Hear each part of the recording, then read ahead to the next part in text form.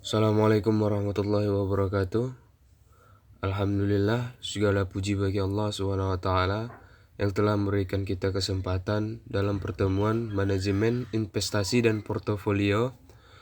Dan tak lupa kita hadiahkan sholawat beriring salam kepada junjungan kita Nabi Muhammad SAW.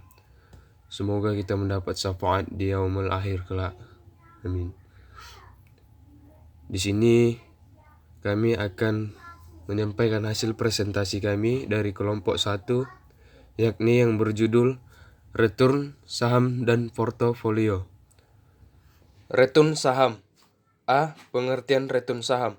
Return saham adalah tingkat keuntungan yang dinikmati oleh pemodal atas suatu investasi yang dilakukannya.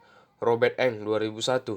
Dalam teori pasar modal, tingkat pengembalian yang diterima oleh seorang investor dari saham yang diperdagangkan di pasar modal atau saham perusahaan go public biasa diistilahkan dengan return.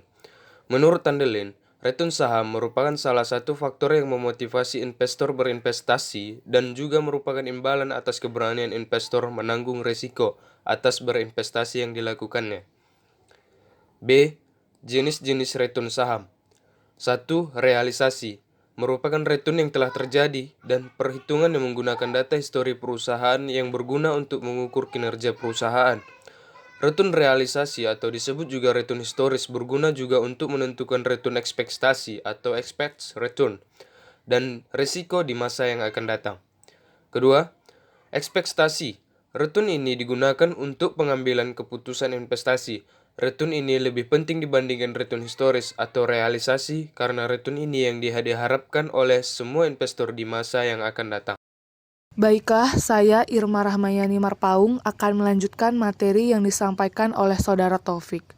C. Komponen pengembalian return saham.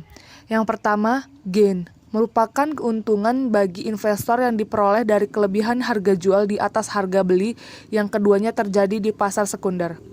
Yang kedua, yield, merupakan pendapatan atau aliran kas yang diterima secara periodik, misalnya berupa dividen atau bunga. D. Faktor-faktor yang mempengaruhi return saham. Yang pertama, faktor makro, yaitu faktor yang berada di luar perusahaan, terdiri dari faktor makroekonomi. Faktor makroekonomi itu seperti inflasi, suku bunga, kurs valuta asing, tingkat pertumbuhan ekonomi, harga bahan bakar minyak di pasar internasional, indeks harga saham regional. B. Faktor makro non-ekonomi, seperti peristiwa politik domestik, peristiwa sosial, peristiwa politik internasional. 2. Faktor mikro, yaitu faktor yang berada di dalam perusahaan. Informasi yang didapat dari kondisi intern perusahaan berupa: yang pertama, informasi keuangan, yaitu suatu laporan keuangan yang digunakan untuk media informasi yang penting dalam pengelolaan di dalam perusahaan itu sendiri, agar bisa mengetahui informasi-informasi yang berkaitan dengan keuangan. B. Informasi non-keuangan, yaitu informasi yang belum disajikan dalam bagian laporan keuangan seperti domisili, penggantian manajemen, dan lain-lain. Sekian materi yang dapat saya sampaikan, akan dilanjutkan oleh teman saya. Baiklah, saya Mela Devita akan melanjutkan pemateri sebelumnya.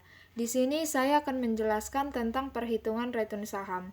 Return saham dapat dihitung dengan rumus RIT sama dengan PIT dikurang PIT min 1 per PIT min 1 dikali 100%. Di sini, RIT adalah return saham. Kemudian, PIT adalah harga saham I pada periode T atau pada saat ini. Sedangkan PIT min 1 adalah harga I pada periode T min 1 atau pada masa sebelumnya. Pada contoh soal ini, seorang A membeli saham BMRI pada tahun 2015 dengan harga per lembar sahamnya sebesar Rp5.000.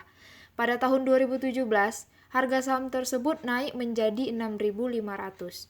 Berarti, return saham yang didapatkannya ialah sebesar Rp1.500 atau naik sebesar 30%, yang dapat dikatakan sebagai capital gain atau mendapatkan keuntungan. Dan jika sebaliknya, apabila return saham tersebut negatif, dapat dikatakan sebagai capital loss atau kerugian, yang akan dilanjutkan oleh pemateri selanjutnya. Baiklah, saya Puja Kesuma. Saya akan melanjutkan pemateri sebelumnya. Di sini saya akan bahas mengenai retur portofolio. Bagian yang selanjutnya adalah retur portofolio. A. Pengertian retur portofolio. Retur portofolio adalah retur investasi dalam berbagai instrumen keuangan selama suatu periode tertentu dalam praktik. Terdapat 4 jenis portofolio. Yang pertama yaitu reksadana saham, yang kedua reksadana pendapatan tetap, yang ketiga reksadana campuran, dan yang terakhir adalah reksadana pasar uang. Baiklah, saya Nailul Muna akan melanjutkan pemateri sebelumnya. Di sini saya akan menjelaskan tentang risiko portofolio. Risiko portofolio adalah varian return sekuritas-sekuritas yang membentuk portofolio tersebut. Salah satu pengukur risiko adalah deviasi standar atau varian yang merupakan kuadrat dari deviasi standar. Contoh risiko portofolio. Dalam manajemen portofolio dikenal adanya konsep pengurangan risiko sebagai akibat penambahan sekuritas ke dalam portofolio. Rumus untuk menghitung varian portofolio bisa dituliskan sebagai berikut.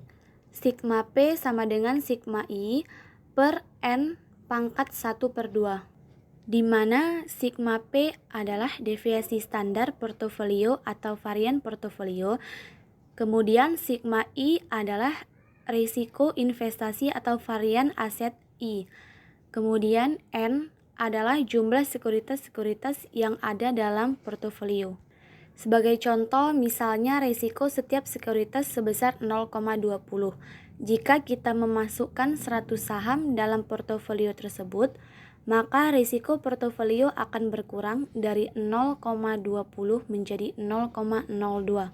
Sebagaimana yang bisa kita lihat di dalam slide, itu ada sigma P sama dengan 0,20 per 100 pangkat 1/2 sama dengan 0,02.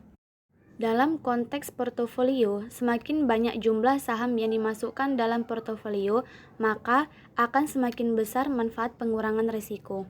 Meskipun demikian, manfaat pengurangan risiko portofolio akan mencapai semakin menurun sampai pada jumlah tertentu, dan setelah itu, tambahan sekuritas tidak akan memberikan manfaat terhadap pengurangan risiko portofolio. C. Resiko portofolio 2 aset. Resiko portofolio berbeda dengan resiko sekuritas tunggal yang membentuk portofolio tersebut. Perhitungan resiko dilakukan dengan menggunakan standar deviasi. Portofolio 2 aset adalah portofolio yang dibentuk hanya terdiri dari 2 aset atau sekuritas. Pembentukan ini dapat dilakukan pada berbagai keadaan, yaitu dimulai dari tidak adanya investasi yang bebas risiko dan tidak diperkenankannya short sales atau menjual saham yang tidak dimiliki. Sekian materi yang dapat kami sampaikan. Mohon maaf apabila ada kata yang kurang berkenan, dan terima kasih atas segala perhatian dari teman-teman semua. Semoga apa yang kami sampaikan bermanfaat bagi kita semua. Assalamualaikum warahmatullahi wabarakatuh.